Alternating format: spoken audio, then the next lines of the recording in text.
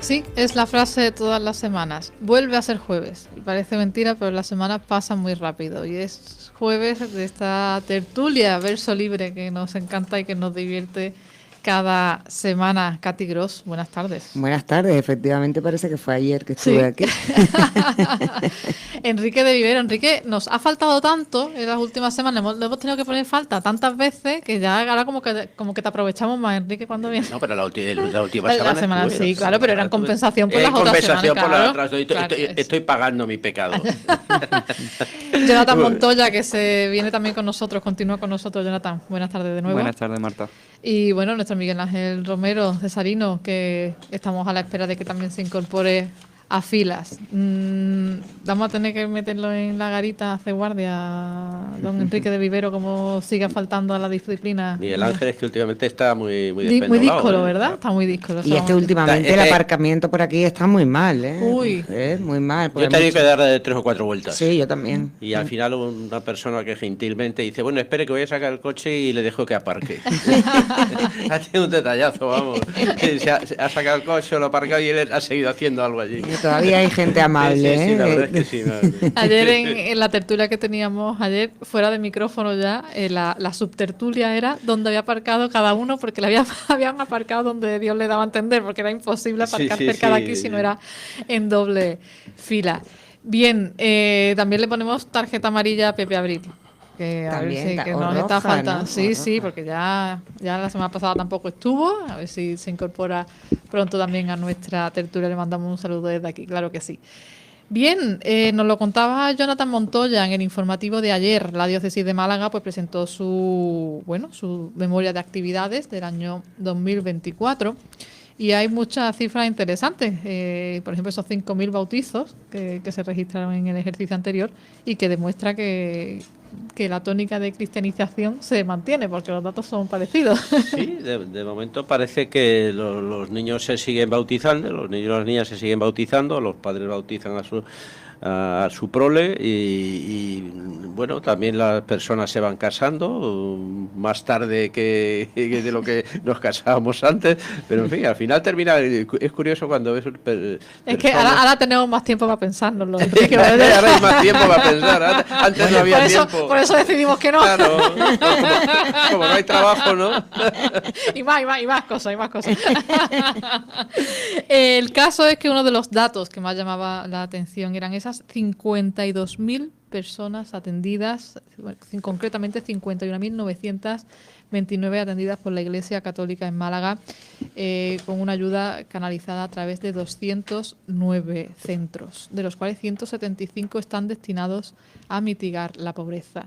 En jornadas y semanas en las que escuchamos, y la apuntaba Katy con total sabiduría, en semanas en las que estamos ya hechos al oído a escuchar los presupuestos de la Junta de Andalucía, también se conocerán en breve los del Ayuntamiento de Málaga y los del Gobierno de España se tendrían que esperar, aunque incumpliendo la Constitución ni siquiera los ha presentado, que recordemos que presentarlos es una obligación constitucional. Otra cosa es que luego ya las Cortes lo aprueben, pero desde luego presentarlos es una obligación. Sí. Bueno, pues después del desfile de cifras y milagros de las distintas administraciones, claro, que atender a 52.000 personas. Esto también sale gustosamente del bolsillo de algunos, que no nos importa marcar la X en la casilla de la iglesia, pero no todo es marcar la casilla de la declaración de la renta. Son voluntarios, son donaciones anónimas, un trabajo de campo entre feligreses y no feligreses para mantener no solo la labor pastoral, sino la labor asistencial, que es fundamental de la Iglesia en nuestra sociedad. Katy Gross. Pues sí, efectivamente, de este informe yo destacaría efectivamente que esas 52.000 personas que necesitan, y seguramente habrá más, que necesitan ayuda, que el dinero que se pone en la X o el que se dona va a, como estamos viendo, a una buena causa, pero además que yo creo que este informe pone de manifiesto Que no todo va tan bien. O que lo que nos dicen los políticos no es cierto, porque es que últimamente es que nos dicen que todo va fenomenal, que la economía va fenomenal, que Málaga va como un tiro, y de repente te encuentras con este informe en el que el presupuesto ha sido... Solo por poner un dato, el presupuesto ha sido de 36 millones de euros y hace una semana o dos hablábamos que el solar de la Astoria, o sea, que 36 millones de euros que van a ayudar a 56.000 personas a hacer un bien por aquellos que necesitan más. Y sin embargo el ayuntamiento se gasta 21 millones en el solar de la Astoria, que ahora va a ceder por 200.000 euros al año a la Fundación Unicaja, que yo no digo que vaya a hacer que no vaya a hacer algo bueno, pero creo que esto es más importante. Y nosotros no sabemos dónde van nuestros impuestos que recaudan nuestros políticos, si no es a gastárselo en grandes obras o no lo sé. Esto me parece, la verdad, este informe me parece, por un lado, te llena de esperanza porque el dinero va a una buena causa y se está ayudando a gente, pero por otro lado pone de manifiesto que nos mienten y que el dinero que se recauda a través de impuestos no va a lo que tiene que ir. Es cierto totalmente lo que dices, Katy, estoy de acuerdo totalmente contigo. Además, la ventaja de esto es que aquí en gastos, digamos, de mantenimiento, en gastos de sueldo y esas cosas, no existen prácticamente. Con lo cual, todo lo que entra va en beneficio pasa como con Cáritas, y podemos hablar del informe FOESA ese también, que se ha publicado, o sea, que aparece cada 5 años. O sea, Cáritas es una ONG de la Iglesia Católica que de cada 100 euros 98 revierten en beneficio. O sea, en Cáritas la gente lo cobra. En la Iglesia Católica la mayor parte de las personas que participan en estas actividades lo hacen a título voluntario, de forma altruista. 1.400 voluntarios. Claro, entonces, ¿qué pasa? Hoy tenemos ONGs por ahí de esas maravillosas que están perfectamente subvencionadas por los distintos gobiernos, ayuntamientos y autonomías, da lo mismo el color que le mires, da lo mismo. Todos sostienen esas ONGs curiosísimas, pero que después la rentabilidad que dan, lo que acaba volcando a la sociedad, lo que revierte en la sociedad, es mínimo. A veces de cada 100 euros hay ONGs que revierten en 20 euros. ¿Por qué? Porque la mayor parte del gasto se va en sostenimiento, en sueldos, en mantenimiento de infraestructuras. Esto, la verdad, te desanima ver que un dinero que podía estar bien encauzado se pierde. Exactamente. Yo creo que el ayuntamiento... Gracias. Yo creo que el ayuntamiento debería de fijar más a dónde va ese dinero, a la importancia.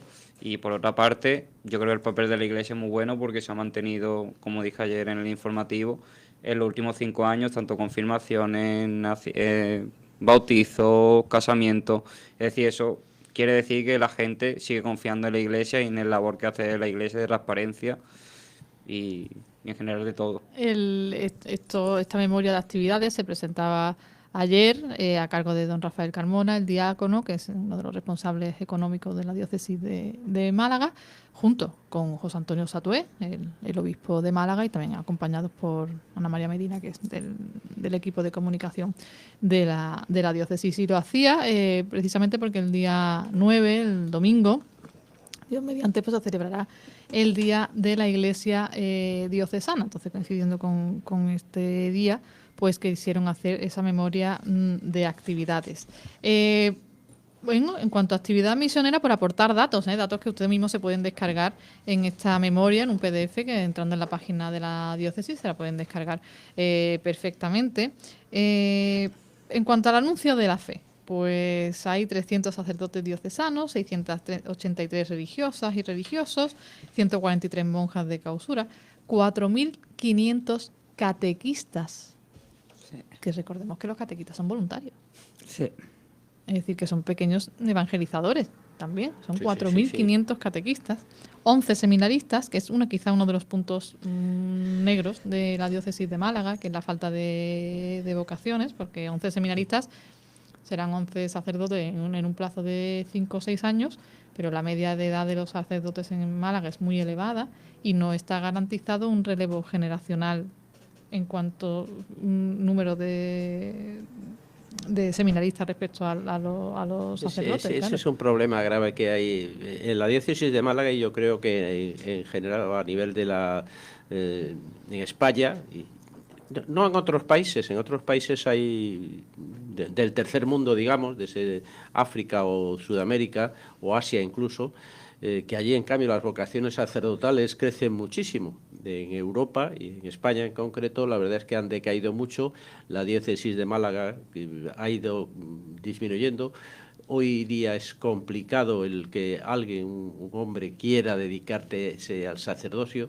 Al revés, aparecen sacerdotes de esos que son personas ya con carreras terminadas y que de repente en un momento determinado deciden ingresar como sacerdotes.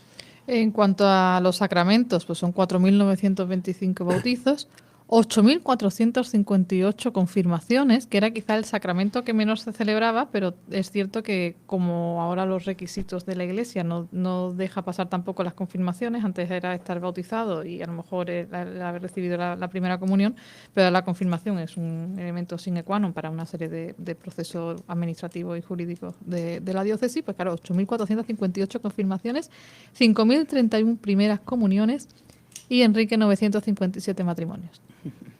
Hay 957 que no se lo han pensado bien. Hay casi 2.000 personas que no se lo han pensado lo suficiente. Bueno, o que han decidido apostar. Oye, eso quien no arriesga no gana, ¿verdad que no? Exactamente. En cuanto a las confirmaciones, puede ser también porque la Iglesia en España ha cambiado el orden. Claro, ahora se confirman antes de hacer la comunión. Exacto, para hacer la comunión te tienes que confirmar. Antes era al revés. Al contrario, sí. Yo no sé si dijeron, es que mi hija pequeña, de las tres, fue la pequeña la única que se confirmó antes de hacer la comunión. Y habían dicho, y nos dijeron que en la parroquia que era porque antiguamente se hacía así, o ese es la forma tradicional de hacerlo, no lo recuerdo bien. Vamos, yo, por ejemplo, hice la comunión con 11, porque yo la hice un poco más tarde a lo mejor que la media, y me confirmé con 23. Es decir, que fue muchísimos años después. Claro, Sí. De hecho, ahora cuando vemos que nuestros sobrinos o hijos o lo que sea nos dicen que tienen que confirmarse antes de hacer la comunión, es casi como un contraconcepto, porque hay muchas generaciones que hemos vivido con primero Claro. la comunión y luego la confirmación. Efectivamente, así es. En mi caso yo me hice la comunión con 8 años y la confirmación la hice a los 11. A ver, Que era el proceso normal en esa época. Claro. Estamos hablando de los años 50, 60, de esa época, era el proceso normal. Pero bueno, me imagino que habrá sido a raíz del Concilio Vaticano II. Por seguir con los datos, que era lo que nos ocupaba de esta memoria de actividades de la diócesis, les leo ahora en la cuenta de resultados de la diócesis de Málaga, año 2024. Aportaciones directas de los fieles. Esta categoría engloba colectas parroquiales, suscripciones, colectas para las instituciones de la Iglesia, otros ingresos de los fieles, porque ya saben que muchas veces las colectas son finalistas. Es decir, hay veces que los domingos es para el DOMUN o para la Iglesia diocesana o para el propio seminario, es decir, hay colectas finalistas y otras que no, simplemente la colecta, el sacramento de la donación o el acto de la donación en la Eucaristía. Y esta cifra alcanza los 8.170.000 euros de donaciones de personas de su bolsillo, directamente. Les repito, colectas parroquiales, suscripciones, colectas para instituciones de la Iglesia u otros ingresos de los fieles. 8 millones de euros. Sí, es una buena cantidad. Es una buena cantidad que se recauda el cepillo famoso. Así se hacía. Es lo que decíamos antes, lo que significa que la gente confía en el uso que se le va a dar a ese dinero. Yo lo veo, los primeros domingos de cada mes es digamos, la colecta que va dedicada a Cáritas. Curiosamente, cuando lo advierte el sacerdote, al decirlo al principio de la misa, curiosamente las bandejas cuando van pasando se van llenando de billetes. Porque es lo que... O sea, las lo que personas dice- se dan cuenta cuando dice, es Cáritas, sí, esto Esto. tiene un... Ese día la recaudación es grande porque saben que a dónde va directamente. Es lo que decía Jonathan, es la confianza, Ahí, ¿no? La confianza exactamente, de saber es la que, confianza. que la confianza. Iglesia es limpia en eso. Sí, sí, sí, sí. Y los que hemos participado en encuestaciones callejeras de Cáritas, había una frase, ¿para qué pedís? Cuando ibas tú con la hucha. Y tú dices, para Cáritas, sí. Sí, Sí. así es. Y te da un poco de pellizco de ternura por otras ONG que, claro, como te asaltan en Calle Larios y tal, que a lo mejor no tienen tanto público, que a lo mejor su labor es igual de noble, pero claro, tienen el respaldo de la confianza popular Cáritas, que no tienen a lo mejor de otra ONG. Entonces esa frase a mí siempre se me ha quedado marcada en las cuestaciones. Sí, para Cáritas sí, para Cáritas sí. Claro, es que, o sea, esa desconfianza, por así decirlo, si, como decís, Cáritas, la gente confía, pero si, por ejemplo, otra institución, otra ONG que no tiene respaldo, como ha dicho Marta, que no confía, están tan acostumbrados a que los engañen tanta gente, tanto público, que claro, esa desconfianza pues genera eso. Sí, de hecho con Cruz Roja ha sucedido. Cruz Roja es una... Sí, porque ha habido algún una escándalo ONG que ha tenido sus escándalos y ha decaído mucho y se han descubierto algunas cosas que... Y ha decaído mucho la confianza en ella. Claro, que da mucha pena porque estamos hablando de la Cruz Sí, Roja sí, sí. o de la Media Sí, Luna sí. Roja, que en Sí, sí, cada hace una país buena- hace...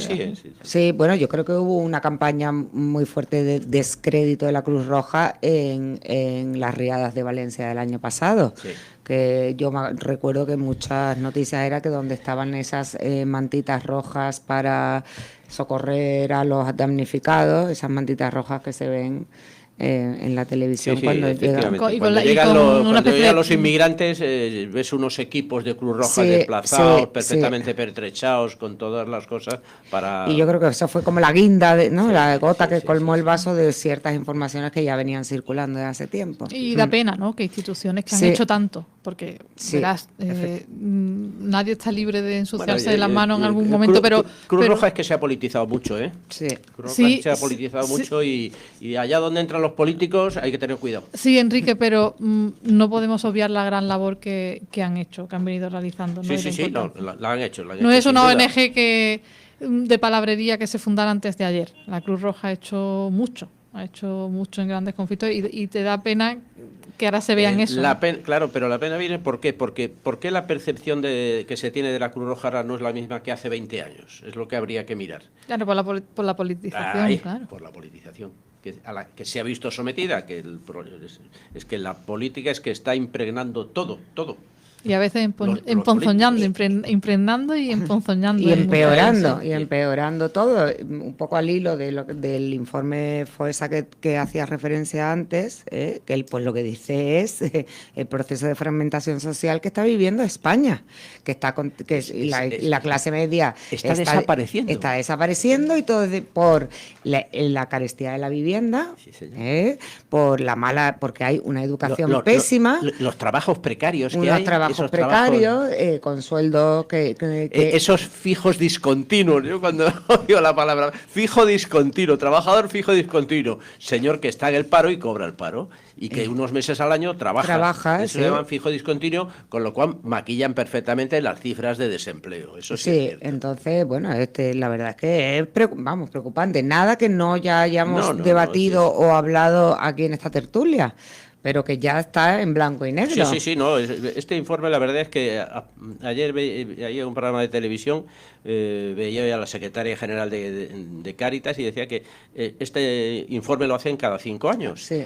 Y dice, ahora ya hemos empezado con el de dentro de 5 años, a recabar todos los datos. Ya. La verdad es que es una labor ingente, impresionante que hacen porque además detecta una serie de fallos que seguro que ellos no han pagado por hacerlo y seguro que cualquier organismo público, ayuntamiento, junta o gobierno central, pagaría un dineral por este informe. Claro, y una vez más contradice frontalmente todo lo que nos vienen contando nuestros políticos, que para ellos todo va fenomenal, que aquí no hay problema. Que esto va como un cohete. Esto va como un No, el cohete, presidente, esto sí. va como un Un cohete, tiro. dice nuestro presidente. Por cerrar el apartado ámbito eclesiástico, porque vamos a seguir ahora hablando de presupuestos y de gastos públicos, José Antonio Satué, en una carta que abre esta memoria de actividades, dice: en este día de la Iglesia diocesana conviene que nos preguntemos, ¿reconozco y agradezco de forma habitual la aportación de la Iglesia a mi vida y a la sociedad? Y dice a continuación, esta gran familia, refiriéndose a la Iglesia de Málaga, dice, trabaja para crecer en transparencia. Ojo, que es una de las claves que le hace seguir generando confianza entre creyentes o no. Pero que aquí no hablamos de creencias, aquí hablamos de confianza en una institución que hace las cosas bien, que es Cáritas. Dice, para crecer en transparencia, y por eso, como cada año, hoy se publica la situación económica de la diócesis. También seguimos avanzando en el camino de la sinodalidad, para que nadie se sienta cristiano de segunda y todos los bautizados y bautizadas puedan vivir plenamente como miembros de esta gran familia. Es decir, no apartar al que lo necesita, ¿no? Lo que decía Katy, ¿no? Hay cosas que no van bien para muchas personas, y ahí está la Iglesia, y para quien llame a la puerta, sin distingos, ¿no? de clases o de capacidades o de realidades distintas. Bien, pues hasta aquí el análisis de la actividad de la diócesis de Málaga, pero es que tenemos presupuestos de la Junta y tenemos un nuevo intento de paliar la crisis de la Rosaleda, Katy Gross. Exacto, bueno, intento, porque ahora ese intento se va a intentar, valga la redundancia, encargando un estudio que va a costar más de 200.000 euros para ver dónde se va a ubicar la nueva Rosaleda, sumado, entiendo, a todo lo que se habrán gastado para proponer la Rosaleda para el Mundial de Fútbol. Es decir, y yo me pregunto, ¿no tenemos suficientes trabajadores, funcionarios en urbanismo o en el Ayuntamiento de Málaga para que hagan ese estudio, para que busquen los emplazamientos, que busquen las parcelas y hagan ellos mismos un estudio previo? ¿O porque hay que encargar todos los estudios fuera? Yo ya llega un momento, deberíamos de hacer una lista. Creo que una vez lo propuse. Vamos a hacer una lista de todo lo que nos estamos gastando en estudios, que luego después a lo mejor no pasa nada con ese estudio. Y ya no solo eso, ya es que pongan otras ubicaciones como han puesto anteriormente y que ninguna sirva. Y que el estudio sirva para exactamente el mismo que el anterior, nada. Para nada. Entonces, vamos de estudio en estudio y tiro porque me toca. Aparte es que urbanismo es que ya no da más de sí. Lo que lo publicaba Diario Sur, la cantidad de proyectos estancados que hay, porque todos los trámites administrativos es que están estancados porque el urbanismo está saturado administrativamente en gestión de proyectos, que no es una defensa, ¿eh? Ojo, que no lo estoy defendiendo, es al revés, es decir, que el urbanismo es que ya no da más de sí. Entonces, claro, dice, paremos de hacer proyectos y que los proyectos que están parados que empiecen a... Es lo que hablamos siempre. Málaga está creciendo mucho más rápido que a lo mejor la realidad estructural que mantiene una ciudad, porque estamos viendo que se han colapsado transportes, se han colapsado las autovías. Yo no estoy echando la culpa a las distintas administraciones, cada una sabe perfectamente las competencias de cada uno, pero es cierto que se colapsan las autovías, que se colapsan los transportes, que se están colapsando las oficinas de administración pública, sea la que sea. Esto es un hecho, se están colapsando las listas de espera, se está colapsando la sanidad. Entonces, claro, el Málaga está creciendo a unos niveles que no le acompaña el resto de estructuras necesarias para que una sociedad avance. Entonces, claro, es lo que dice Katy, si encima le vamos sumando gastos en cosas aleatorias, pues... Claro, bueno, y a ver, a lo mejor ese colapso viene también por la cantidad de normativas y de trabas que te ponen a la hora de poder validar un proyecto. Primero, que no liberalizan suelo, ya lo hemos hablado. Entonces, claro, los poquitos... Y luego es que hay tantas normas, regulaciones, cosas que uno tiene, papeles que uno tiene que presentar, que claro, yo entiendo, una cosa es que tú digas, bueno, pues mira, que se pueda construir y tú tengas que, en este solar, y tú presentes una documentación mientras esté en regla, te quiero decir, yo quiero construirme una casa, mientras no me supere los metros cuadrados que puedo construir y varias cosas más, Ya está, debería Tendría que ser mucho más ágil el trámite. Exacto, debería de agilizarse. Pero eso pasa igual, Katy, con la apertura de una empresa. Tú quieres abrir una empresa, tú que a lo mejor has sido empresaria, tú quieres abrir una empresa y te cuesta Dios de ayuda en España abrir una empresa. Exacto, son todo trabas. Todo es trabas administrativas. Y bueno, ese es el grave problema. Y entonces para solventar todas esas trabas necesitas un funcionario. Un funcionario que te diga, oye, pues mira, no, esto es que no lo tienes bien, tienes que rectificar esto y ahora me lo tienes que volver a traer, que no es un proceso que tú hagas de una vez o dos veces, sino que es que te hacen volver y volver y volver, con lo cual al final el funcionario, claro, acaba con demasiado trabajo, porque ya no solo tiene que atender a los nuevos, sino que tiene que atender a los que tienen que volver recurrentemente hasta conseguir tener un expediente perfectamente limpio. Y además esto pasa también que muchas veces esto pasa factura, yo lo pienso desde el punto de vista político, y digo, bueno, es que esto también le pasa factura a los políticos. Es decir, si tú vendes iniciativas que tu personal técnico no puede asumir, si tú propones una campaña y yo voy a esa administración, o propones una iniciativa, o anuncias una iniciativa, y yo voy a esa institución, y en ventanilla me dan problemas. Claro, llega un momento que el ciudadano dice, el ciudadano no critica al técnico, que se puede, permítame la palabra, se puede cabrear con la persona que está en ventanilla en ese momento. Se cabrea con el político que ha anunciado una cosa que no puede llevar a cabo. Claro. Porque si yo anuncio subvenciones, que me cuesta, como dice Enrique, Dios y ayuda, acceder. Si pido una ayuda y esa ayuda o no llega o no me la tramitan. Sí, claro, al fin y al cabo dirá, bueno, pues uno puede pensar, pues menudo inútil que tienen en la ventanilla, pero también por otro lado dices que menuda mentira me acaba de soltar el político X. Da igual. O sea, por ejemplo, si le digo que voy a arreglar la sanidad y resulta que después de no sé cuántos años parece que está peor que antes. ¿No? Ahora, por ejemplo, hoy digo, bueno, mira, publica el Diario Sur con la firma de Héctor Barbota, que el proyecto del tercer hospital ya tiene garantizada la potencia eléctrica necesaria. Era el propio consejero que decía el otro día que Málaga no tenía una cierta deficiencia energética en función de todos esos nuevos proyectos, como era la Fundación Nadal, como era el tercer hospital, como era incluso creo que la parte de la ampliación del aeropuerto, pero dice que la Junta supera las trabas administrativas que bloqueaban la liberación de la energía que demanda la nueva infraestructura sanitaria. Así que por lo menos ya la deficiencia energética ya no es una excusa para que el tercer hospital se haga. O sea que por lo menos, oye, que también hay que alegrarse de cuando las cosas salen bien, ¿verdad? Que aquí estamos para criticar, pero también, oye, que si algunas cosas salen para adelante, pues nos alegramos, por supuesto. Sí, pero yo el que leí esa noticia, o me la mandó alguien ayer y la leí a través de Facebook, tienes que leer los comentarios. Ya lo hablamos la semana pasada. La gente dice, oye, pero, o sea, que un nuevo hospital, muy bien, pero ¿por qué en el centro de Málaga? Málaga ya tiene hospitales que lo que necesitan es ponerse al día, arreglarse, que abrir más habitaciones que están cerradas, contratar personal. ¿Para qué queremos un nuevo hospital si no tenemos personal? Entonces, es otra vez... La estructura que hablábamos antes, ¿no? Sí, hacer un anuncio, ya tiene la... Sí, pero a ver, ¿cuándo va a estar hecho? ¿Qué caos va a causar la construcción de ese hospital en el centro de Málaga?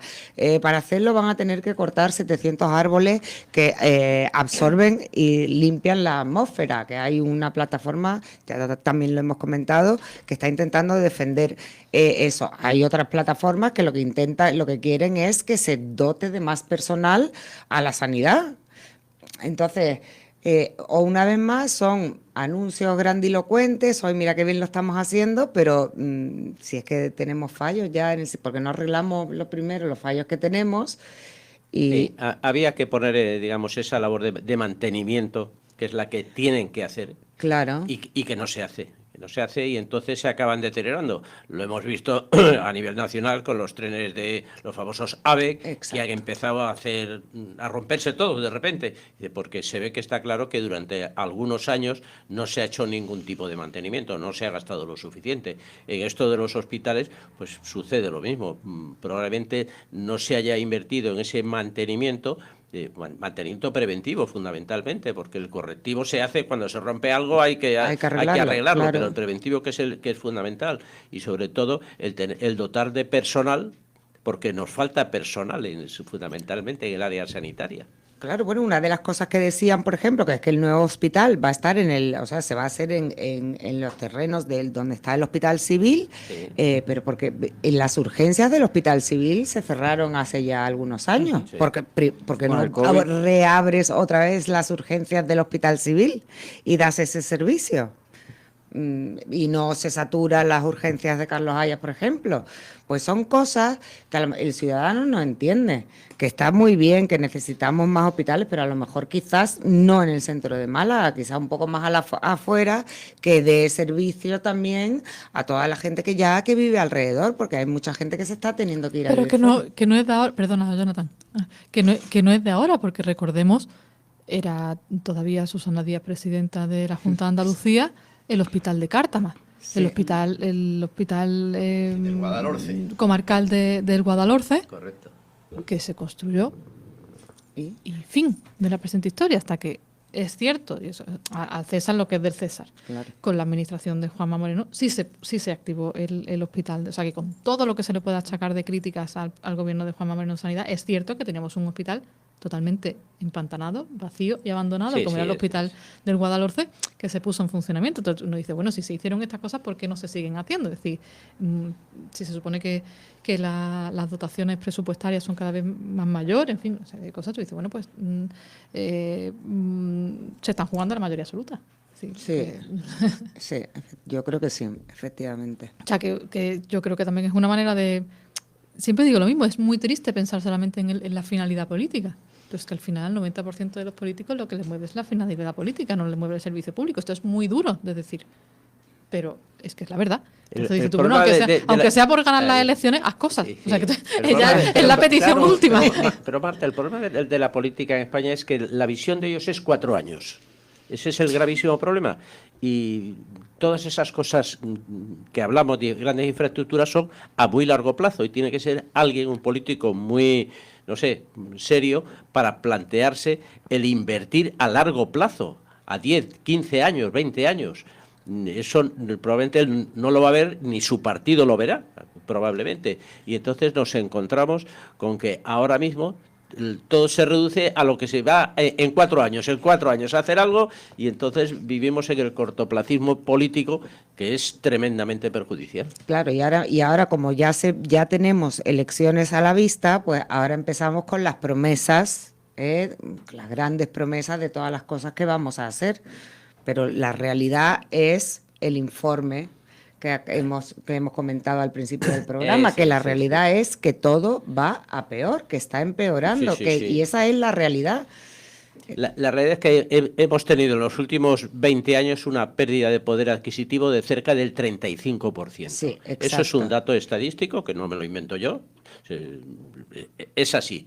Con lo cual, lo que reflejan estos informes que hemos comentado, que esa desaparición de esa clase media, la clase media, que es la que hace de colchón precisamente en una sociedad. Claro. Una sociedad es estable, un Estado es estable en cuanto que mantiene una buena clase media, una proporción de clase media amplia. Cuando la clase media desaparece, las tensiones entre la clase alta y la clase baja se producen y llegamos a todos esos problemas que hay de revoluciones, llámala como quieras, de problemas sociales, de levantamiento, todo tipo de cosas. La clase media es la que hace de colchón y si va dirigido, como gran parte de los impuestos que se cargan hoy recaen sobre la clase media pues deja de ser clase media y caen hacia abajo.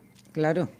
Como uno de esos impuestos será el de la zona de bajas emisiones, vamos. No es que haya un impuesto, sino que bueno que al ciudadano le implica una serie de gastos de aparcamiento y transporte que bueno, pues que también sería afeado a las instituciones que se haya impuesto esa zona de baja de emisiones, que empieza a multar creo que a partir del 30 de noviembre, ¿no? Sí, bueno, y que además, bueno, ya está declarada que es ilegal por alguna sentencia. Está recurrida, pero como no ha sido firme, la vuelven a recurrir. Entonces está recurrida, con lo cual no...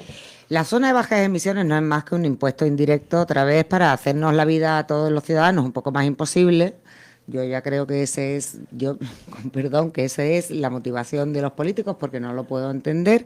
En concreto en Málaga, entonces ahora lo que están intentando decirnos es que todos los coches que estén, digamos, empadronados en Málaga van a poder entrar libremente.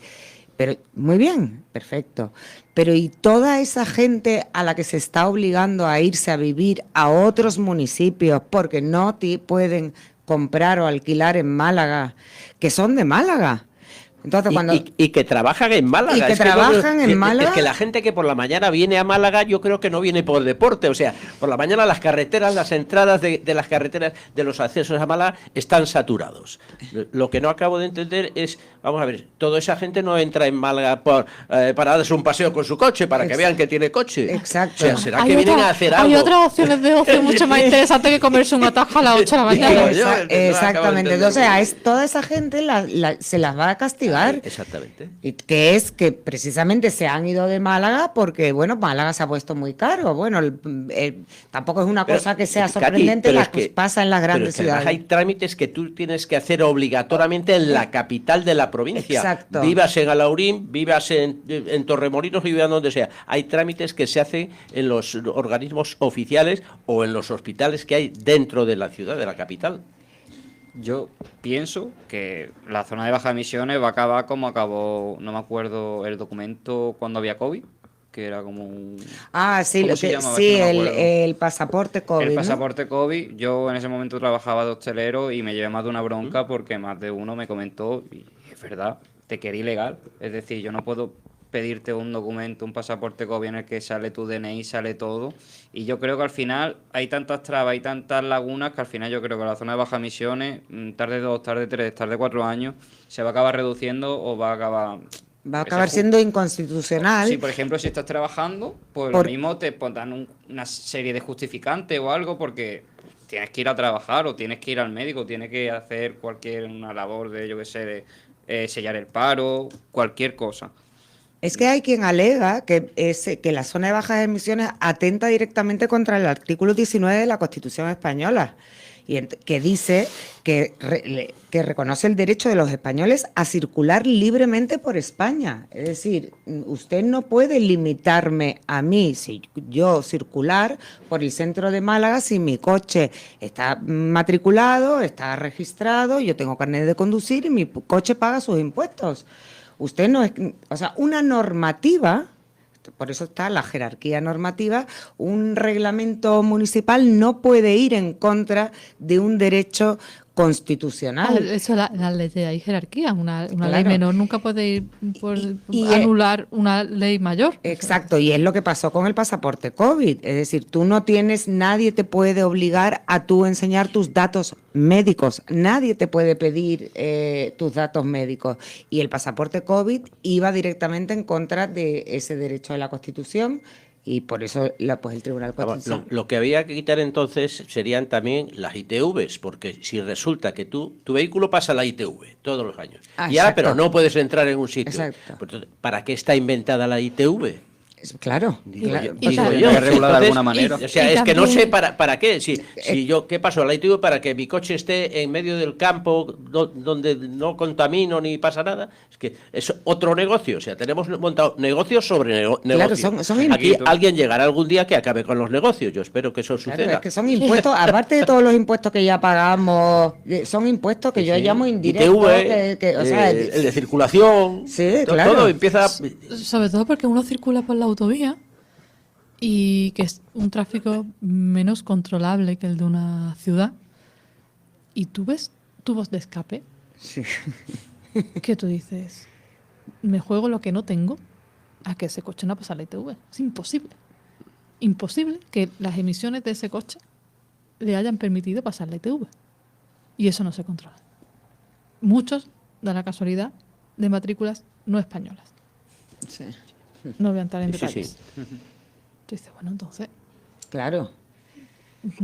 Casualmente que seguro que esos son los que no pasan las ITVs. Y unido a la información que leíamos ayer del Málaga hoy, ¿no? Lo de las trabas administrativas para poder controlar a los coches que cruzan España, que no son de matrícula española. Claro, tú no puedes retener a una persona más de 10 minutos porque puedes, en un control, porque puedes recaer en el delito de detención y retención ilegal.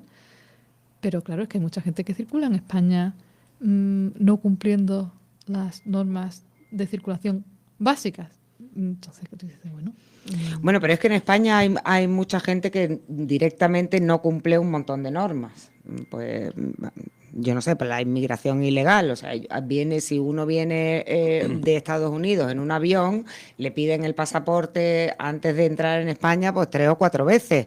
Igual que si uno sale del aeropuerto aquí en un avión, le piden el pasaporte y le piden toda la documentación en regla. Pero si resulta que si vienes en barco, luego está... ¿un coche cruzar la frontera? ¿Tú sabes cómo la DGT intenta arreglar esto? Poniendo, como ha hecho, nuevas señales, actualizando nuevas señales, metiendo más contenido para que luego cuando te saques el carnet de coche hagas lo que quieras con el mantenimiento y con la circulación. Absolutamente, yo lo que pienso. La DGT, por ejemplo, pues intenta actualizar eso, pero yo pienso que sirve el dinero tirado a la basura. No sé, no sé si pensáis como yo. Es que, por ejemplo, con esta de la eliminación de aduanas, que trajo muchos beneficios, la eliminación de aduanas a nivel Europa, digo, entre países de Europa, claro, también había una especie de coladero. Porque es que tú pasas con el coche y no hay, ningún tipo de control. Entonces, claro, eso también ha ido en detrimento de situaciones que estamos viendo que tú dices, bueno... Claro, que yo tengo que cumplir, que soy español, pero si viene uno de fuera, pues no ¿quién hace que lo cumpla? Aparte que la gente cada vez conduce peor. O yo cada vez estoy mayor y me molestan más las cosas. Es que no lo sé, creo que las dos cosas. Mis favoritos son los que te pitan cuando estás en un paso de cebra, esos son mis favoritos. Los conductores que te pitan cuando tú cruzas ¿Que no por un se paso debería de de cebra. pitar? Primero que tendría que pararse porque es obligatorio pararse en un paso de cebra, eso es lo primero. Sí. Y lo segundo es, no me pite, caballero. O sea, pero en fin, esto es que yo estoy utilizando como terapia de grupo y terapia de choque para mis cabreos mañaneros, pero vaya, no ese es el tema. Pero sí es cierto que hay una serie de normas básicas que se tienen que cumplir en España que quizás solucionarían muchos problemas que se intentan solucionar con otras normativas que son absurdas porque ya hay una manera de que se cumplan. Es decir, las bajas emisiones y el control de bajas emisiones se puede hacer de una manera totalmente distinta a como se está planteando. Claro, ¿no? pero es que eso desde el principio, cuando pero deja menos dinero. Pues. Cuando se plantea el tema de la zona de bajas emisiones, que Europa lo impone, claro, porque aquí todo se reduce a decir, no, esto viene de Europa, es una directiva europea, y ya parece que hay que rendirse, porque es un dogma como el de la Inmaculada Concepción, y ya está, y hay que rendirse ante eso y da lo mismo. Lo que viene de Europa nos lo tragamos, todo no nos importa. Pero realmente Europa lo que dice que efectivamente que hay que controlar las emisiones en las ciudades, que efectivamente eso sí es cierto, que hay que controlarlo, sí, pero no la forma. Europa no te dice en qué forma. Claro, que no te dice, pero prohíba usted la manera es cómo haces tú. Y que ojo. O sea, no la obligación de cerrar, sino Europa, otros países han escogido el tema de controlar las emisiones, que es de controlar las emisiones de los vehículos. No, este lleva 20 años, este ya no puede entrar. No, usted controle las emisiones. Claro, y políticas de transporte público lógicas y dotar a una ciudad de formas de poder utilizar transporte público con toda comunidad y esa comodidad que tú dices, bueno, esto me conviene, no cojo el coche, claro. No, porque lo que dice Europa lo que te dice es que hay que controlar las emisiones, pero y que esto, por favor, que no se nos entienda como que queremos vivir contaminados, ¿no?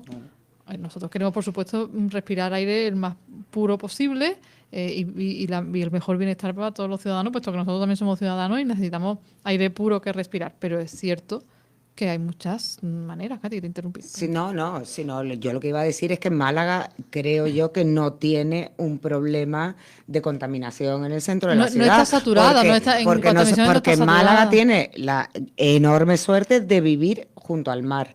Se ha cerrado al tráfico todas las calles estrechas del centro, que yo creo que eso ha bajado la contaminación, pero que efectivamente no, yo creo que no era necesario, porque la zona de baja de emisiones son 437 hectáreas. O sea, yo no sé, eso ¿En las que cuántos árboles hay? Porque otra manera de controlar la calidad y la purificación del aire son las zonas verdes, que es otro de los grandes déficits que tiene Málaga. Claro. En Málaga hace calor. Sí. Punto. Entonces hace falta sombra claro. y árboles. Y somos muchas personas respirando. Y hacen falta árboles porque necesitamos que limpie el... Claro, si uno piensa en la Avenida de la Rosaleda, Paseo Santa Isabel, etcétera, a mí no me vale el 15º plan del Guadalmedina. Yo lo que quiero son árboles. Claro, exacto. Y el Erial de Teatinos, que no hay en toda la ampliación nueva donde está la Facultad de Comercio y nueva y toda esa parte, que no hay ni un árbol, no hay ni un remoto árbol, por no utilizar otro calificativo. Es que, de verdad... Pues por eso es la plataforma esta que en defensa de los árboles del civil, que lo que dice es que los árboles son salud.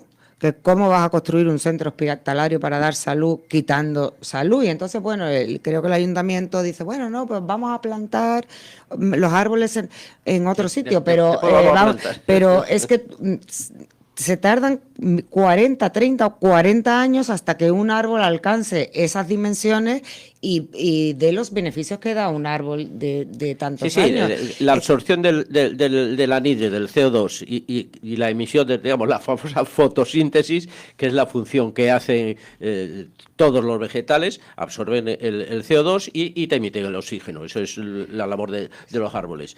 Y con lo cual purifican el ambiente, porque están soltando oxígeno al ambiente. Pero realmente parece un contrasentido, ¿no? Dice lo que tú dices. Dice, voy a cortar los árboles. Y los voy a plantar en otro sitio, pero vamos a tardar 40 años. Bueno, ¿y por qué no construir usted en otro sitio? Exactamente. Ya lo vivimos con Vega Mestanza, por ejemplo. Lo de las depuradoras. Exactamente, igual, exactamente. con tu árboles eran 20.000. 20.000 Es que claro, y Vega Mestanza está en Málaga, o sea, es que es un pulmón de oxígeno que está al lado del aeropuerto, que muchas veces lo hablamos cuando hablábamos de Vega Mestanza, que claro, de repente hay un termómetro que mide la temperatura ahí en el aeropuerto. Claro, si lleva ahí desde los años 40, pues en los años 40 no había nada. Ahora cada vez hay más cemento, menos árboles, pues claro, la temperatura sube. Pues imagínate si encima quitan 20.000 árboles, construyen allí una mega depuradora, una isla de 4,5 metros, ¿a dónde va el agua cuando se desborda? O sea, es que es todo un sinsentido. Y volviendo a lo de la zona de bajas emisiones, su plan maestro es que todas estas 437 hectáreas van a estar controladas por 97 cámaras. En eso es lo que le gusta gastarse el dinero. 97 cámaras. Sino que eso va a ser un negocio, está clarísimo. Claro. Que eso va a ser un negocio, está clarísimo. Porque Pero ¿y cuánto ha costado la instalación de esas 97 cámaras? Volvemos a lo mismo. Tenemos prioridades. O sea, que yo no digo que en el futuro haya, pero que ahora mismo las prioridades son otras, son mejorar los accesos. En Málaga cada vez tiene más gente, pues habrá que mejorar carreteras, accesos, para que sea más fácil, para que el tráfico pueda entrar. Claro, es que en un mundo ideal, existiría la colaboración entre administraciones. Claro. Independientemente de las siglas. Exacto. Porque también una manera de controlar las emisiones es que no se monten atascos de 7 kilómetros. Exacto. Entonces, mire, Gobierno Central, Junta de Andalucía, Ayuntamiento, como los cónclaves antiguos, hasta que aquí no salga un papa, ustedes no se levantan de la silla. Punto. Entonces, claro. Y eso es lo que tendría que hacer Europa. Pero como Europa exactamente ya no se sabe a qué se dedica, pues... Claro. Pero no se presentan, por ejemplo, no se presentan ante estudios para ver si la creación de cualquier cosa, por ejemplo, sale rentable y después ya se hace un estudio para esa creación. Sí, pero como políticamente no sale rentable. Es decir, si el gobierno central se apunta al tanto de que ha solucionado las 7, sí, las otras dos administraciones que no son del PSOE no se apuntan el tanto. Entonces, claro, uno por otro la casa sin barrer porque ninguno quiere que el otro saque rédito político, que es lo que importa en esto. Claro. Pero no en Andalucía, en las 17 comunidades autónomas. Que esto no es una culpa ni de Juanma Moreno, ni de Francisco Salado, ni de Javier Salas.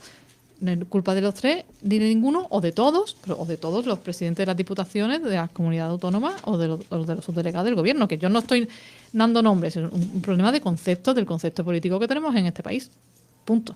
Ya está. Que es el pesebre, el cargo, el sillón y la vista a 4 años. Que es lo que decía Enrique al principio. Esto, ¿no? Y mientras tanto las consecuencias negativas las sufrimos los ciudadanos. Claro.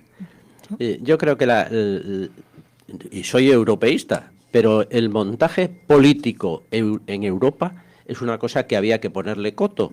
Me explico. No puede haber esos sobresueldos brutales en Europa. No puede haberlos. Es inconcebible que se den esos sobresueldos, esas subvenciones, esos dineros de libre disposición. O sea, no puede ser. O sea, porque sale de algún sitio y sale siempre del impuesto de todos los españoles en este caso. Yo creo que es una de las cosas que habría que revisar, pero eso es predicar en el desierto, porque no, como esto lo manejan ellos, yo siempre digo, lo comentaba aquí en más de una ocasión, cuando los alcaldes se vayan a subir el sueldo, deben someterlo a referéndum de sus ciudadanos. Exacto. Cuando los políticos quieran aplicarse ventajas económicas, deben de someterlo a referéndum de los ciudadanos. No lo van a hacer, pero lo deberían hacer.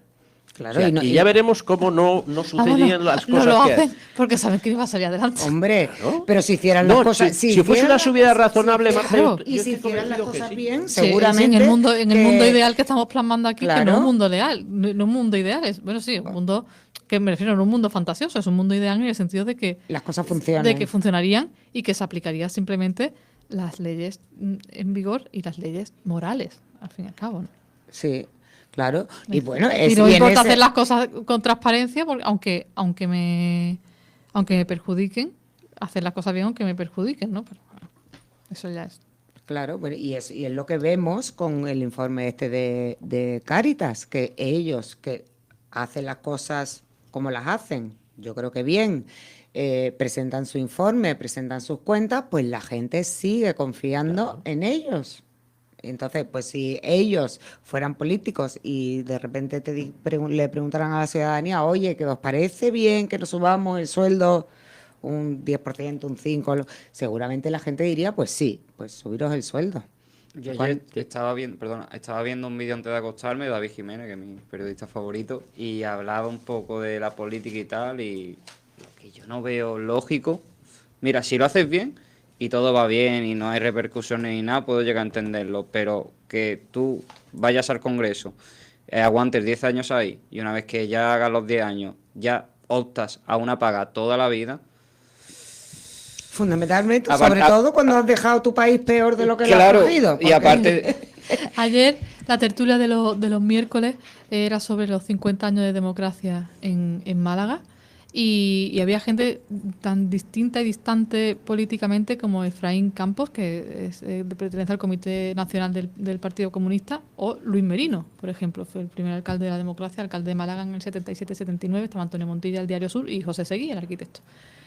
Y todos apelaban al espíritu de la transición, a esa concordia que promulgaba Adolfo Suárez. Es decir, ponerse de acuerdo, y esto yo no estoy hablando de franquismo, estoy hablando de cuestiones políticas, ponerse de acuerdo, porque hay que convivir. Entonces, los que tienen el poder deben ponerse de acuerdo para que todos vivamos mejor y convivamos en armonía. Y ese espíritu, por supuesto, que se está perdiendo porque los políticos lo que hacen es luchar, no unir. Sí, totalmente. Y parece que se están siempre poniendo la zancadilla unos a otros. Siempre el otro día lo estábamos hablando. El otro día lo estábamos hablando. O sea, están trabajando para que nosotros vivamos bien, no para que ellos vivan bien. O sea, si ya os ponéis la zancadilla entre vosotros... Al final le estás poniendo la zancadilla a los ciudadanos. No se van, lo siento por decirlo así, pero no se van ellos a la mierda. Nos vamos nosotros, que somos los que estamos pendientes de ellos, somos los que pagamos con nuestro sueldo, todos los días y todos los meses y todos los años para que hagan las cosas bien, desde un despacho sentado. No. La lucha entre los partidos y entre los políticos, sea del nivel que sea, al final acaba perjudicando al ciudadano. Queda un minuto, mi querida tertulia del jueves. Katy Gross, gracias por estar con nosotros otra vez. Gracias a ti. Jonathan Montoya, nos vemos, nos escuchamos mañana. Luego mañana. Enrique de Vivero, nuestro coronel de cabecera. Gracias. Muchas gracias, Marta. Hasta la semana que viene. Y a ustedes decirles que, por supuesto, mañana les espero A las 12:30 con el informativo en directo. A la 1 nos visitará Antonio Sevilla, el presidente de Vox Málaga, en esa cita de semanas alternas que el partido Vox tiene aquí con Es Radio Málaga. Y de 1:30 a 2, por supuesto, nuestra María Lafuente, la delegada de la Oficina de Consumidores y Usuarios en Málaga,